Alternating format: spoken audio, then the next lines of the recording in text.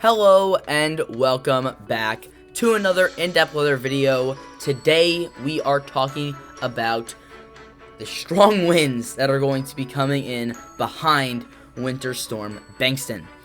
Now, there are a lot of high wind warnings currently in the central US. So I'm not going to go state by state naming all of them. I'm just going to go color by color here. So, because there's a lot to cover. So, we have this orangey yellow color. Those are the high wind warnings. Now, this dark brownish yellow is the high wind watches that could be turned into high wind warnings soon. Now, these light browns are wind advisories.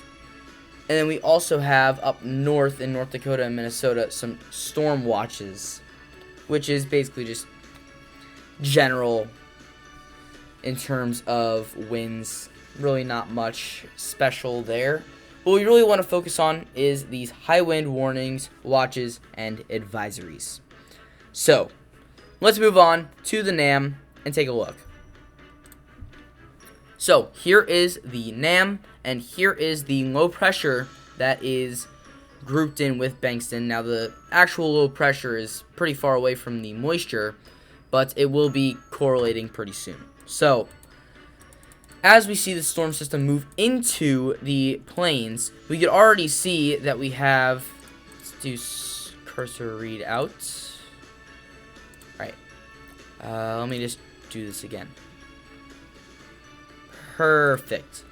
All right, so as we see the low pressure approaching, we already have 15 to 20 knot winds in parts of Kansas, Missouri, Iowa, even into Illinois, Indiana, all the way down into Texas. But in the front range, we have 30 knot winds. Generally, knots to miles per hour is pretty similar. Typically, kind of add like 5 miles an hour. I don't know the direct equation to transfer between the two, but it's generally pretty close to the number displayed on the screen. Not exactly, but close. So, as the low pressure continues to move through the plains, look at the pure wind that is getting kicked around the southern part of this storm.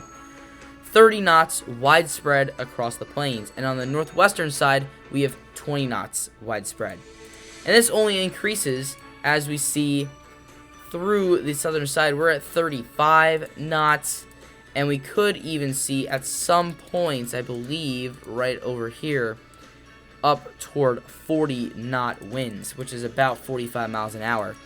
So these are definitely sustained. These 30 knot winds and these 25 knot winds over a long period of time, especially as the storm system continues to intensify.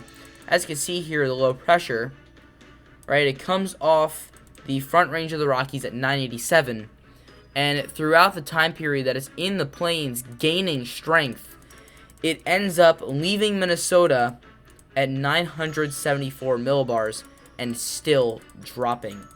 So that just indicates how strong this storm is going to get. And if we look at our projected radar or simulated radar, you can see here that is very apparent, the strength of this storm based on those isobars. But also, this storm creates a pretty strong cold front. It's drawing in so much warm air that it actually goes parallel with the cold air at a 90-degree angle pretty much. And then you have cold air on the western side, but warm air on the north, south, and eastern sides of the storm. And when it's starting to leave, you start to see that warm air getting pulled up so much that it's actually further north, the rain, than the snow. So that just shows how strong of a system that we could be dealing with here. And pretty much this may lead up to another system that could be impacting the West Coast into the plains and eventually maybe even some snow in the Northeast. But model runs are still coming in on that entire system. I'm thinking right now we have initial readings but of the NAM, but we could see some more detail tomorrow. So that is all I have for today. If you enjoyed this video, consider leaving a like, subscribing, and hitting the bell. That's all I have for today. Thank you guys for watching. I'll see you guys next time.